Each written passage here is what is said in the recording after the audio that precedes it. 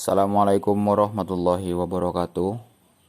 Perkenalkan, nama saya Asli Syifaul Hakim dari semester 7 kelas D. Di sini saya akan memberikan video mengenai bisnis model kanvas pada mata kuliah manajemen agribisnis.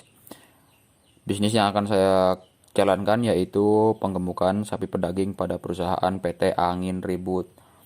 Latar belakang saya untuk menjalankan bisnis penggemukan sapi pedaging yaitu di tempat saya ketersediaan lahan kosong yang masih sangat luas, kemudian ketersediaan pakan utama yaitu hijauan pakan berupa rumput liar yang masih sangat banyak, kemudian ketersediaan lahan kosong yang sangat luas sehingga memungkinkan untuk diberikan atau untuk menanam hijauan sebagai bahan pakan ternak.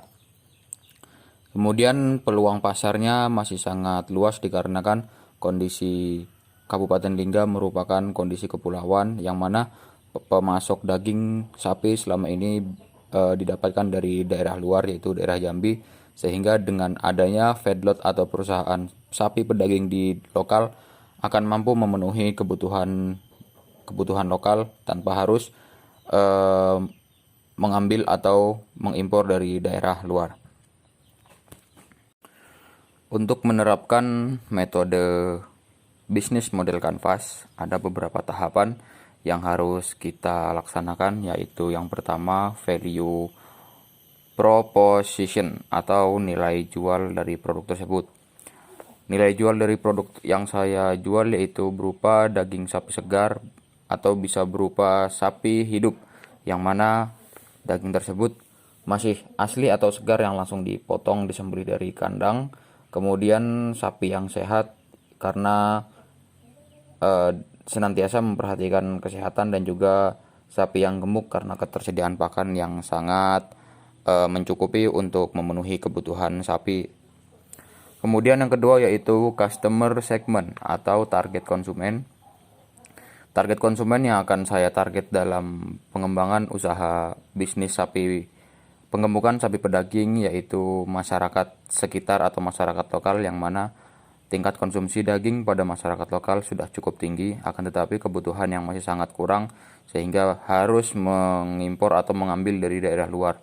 Dengan adanya feedlot atau perusahaan sapi daging yang ada di lokal diharapkan mampu memenuhi kebutuhan, sehingga customer segment atau target konsumen sudah sangat jelas dan terbuka dengan lebar. Kemudian tahap selanjutnya yaitu menentukan customer relationship atau pendekatan pada konsumen. Untuk melakukan pendekatan pada konsumen atau melakukan kegiatan promosi kepada konsumen agar konsumen mengetahui mengenai perusahaan yang kita jalankan, bisa dilakukan dengan melakukan promosi-promosi atau melakukan kegiatan yang bersifatnya mengenalkan kepada halayak ramai.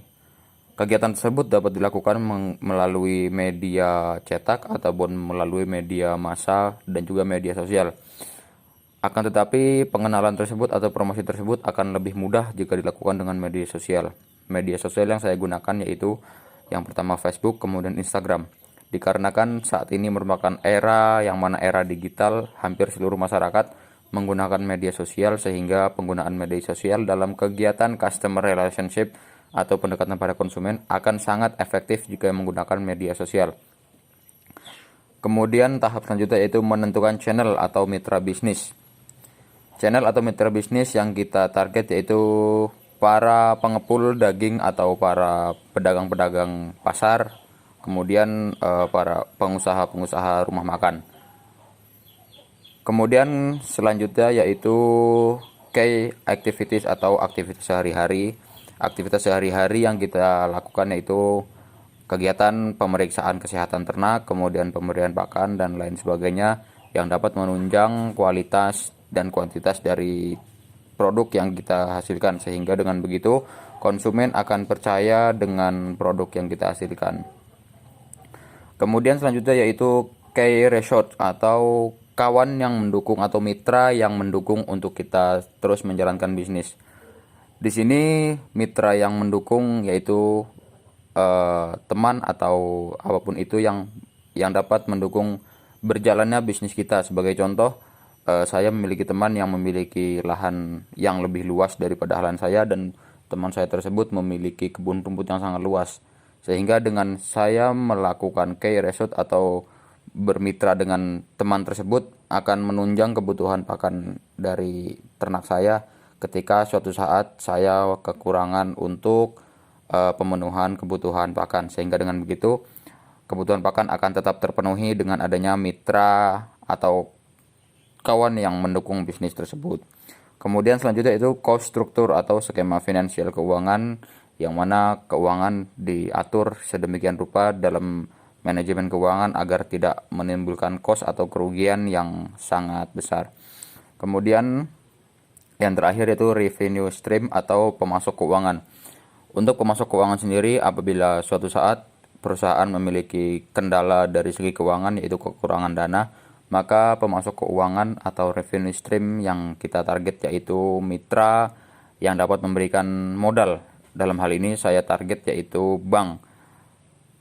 Bisa menggunakan bank BRI ataupun teman yang memiliki modal usaha lebih, sehingga dengan begitu kebutuhan keuangan atau kebutuhan finansial kita tetap terpenuhi agar perusahaan kita tetap berjalan dengan lancar. Seperti itu metode model kanvas pada perusahaan PT Angin Ribut, yang mana perusahaan tersebut berjalan atau bergerak pada penggemukan sapi pedaging.